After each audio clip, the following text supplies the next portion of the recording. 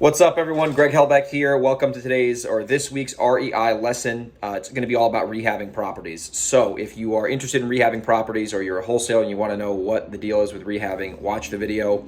If you get value today, if you can like the video and subscribe, once again, that's subscribe and then like, it would mean a lot to me. That's how we know there's good feedback. If you're watching this on social media and you think it's valuable, then if you can just comment, like it, and share it with someone else, it would be great. So if you're not familiar with me, my name is Greg Helbeck. I've bought well over 100 houses, and my goal on these videos is to provide as much value as humanly possible in the next 5 to 10 minutes. So when it comes to rehabbing properties, there's a few things you really need to understand, and the key to rehabbing, in my opinion, is you don't ever want to over rehab a property. So what do I mean by over rehab a property? Some rehabbers that I know, or at least they've learned, is they'll basically gut a property for no apparent reason. So what I mean by gut is they'll go in there and they'll rip the entire property down to the studs for no reason when half the stuff was fine, and they'll overspend, and then they'll hope to sell it for more money on the back end, right? That's not the way to rehab, in my opinion. Unless you're doing a luxury flip or the property needs to be gutted, that is the only time you should gut a property, right? So I remember I did a property and the basement was fucked with a capital F,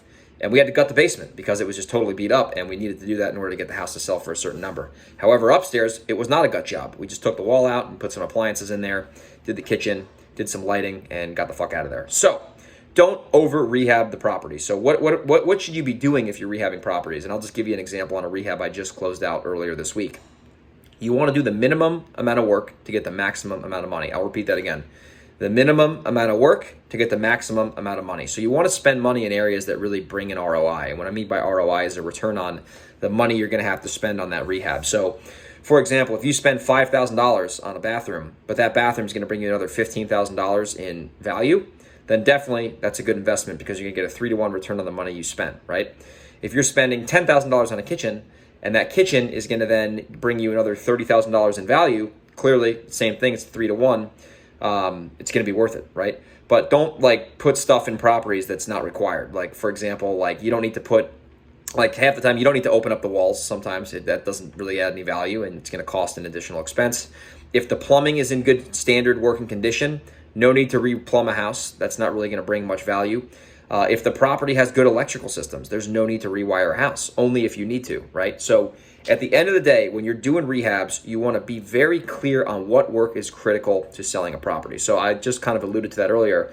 Critical things of selling a property are obviously the mechanicals. So the property needs to be, and this is if you're selling to a retail buyer, it's got to have good mechanicals. The boiler needs to be working, which means the heat needs to be working.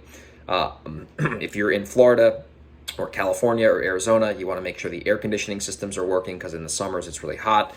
If you are in, even if you're in the Northeast, honestly, because, it gets hot in the summer. So other things that are going to sell a rehab property are the kitchen, right? People spend a lot of time in the kitchen, right? So if you have a shitty kitchen, people are not really going to like that. So cheap ways to do kitchens: paint the cabinets, in my opinion. If you can save the cabinets by painting them and then changing out the handles, it makes them look really nice without spending a lot of money. Replacing cabinets can be pretty expensive.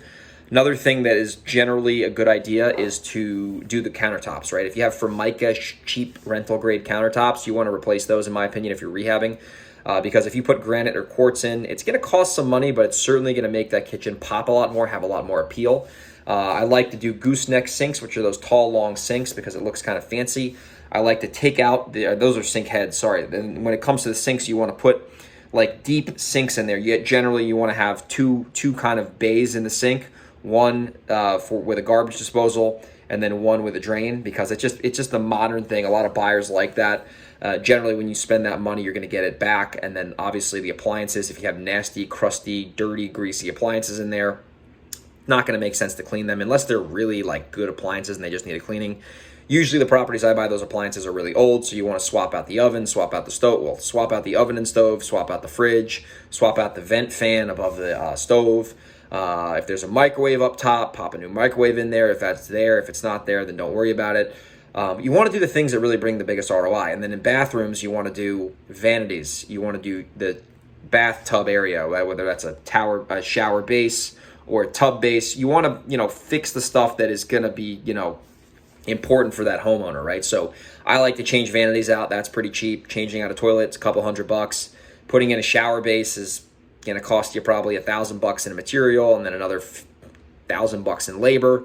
You can generally do a bathroom if you're doing a full gut in, you know, a reasonable market for $5,000 to $6,000 if you're doing everything. If you're, you know, going to do a tile job, that might cost you a little bit more, so it depends on your area. But the big takeaway, obviously, this is not a, you know, 1 hour presentation on construction. You want to do the minimum amount of work to get the maximum amount of value. You don't want to overspend on rehabs unless you're doing a luxury flip or you're buying a property that needs literally everything. And when I say needs everything, that means if it doesn't have everything, it's not going to pass financing. I like to go in, do strategic rehabs, don't overspend, keep the budget kind of tight if you can, and make sure every time you invest money in construction, that money on that specific investment, i.e. kitchens, bathrooms, are going to bring you an ROI of at least 2 to 1, if not 3 to 1 or higher. So that way you don't have to over rehab properties, and you can turn around and be efficient with your budget, and you can be smart with your sales price, and you can get in and out of deals with reasonable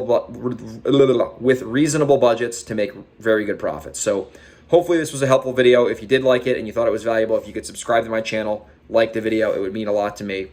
And if you're in the Hudson Valley, or you're in San Diego, California, or if you're in the state of Delaware and you want to JV with me, if you want to wholesale me houses, if you're a wholesaler, or if you're a wholesaler and you want to JV with me on wholesale deals, we got great lists that we can sell properties to relatively quickly. So hit me up, email me, greg@velocityhousebuyers.com. Once again, that's greg@velocityhousebuyers.com, and I'll see you on the next video.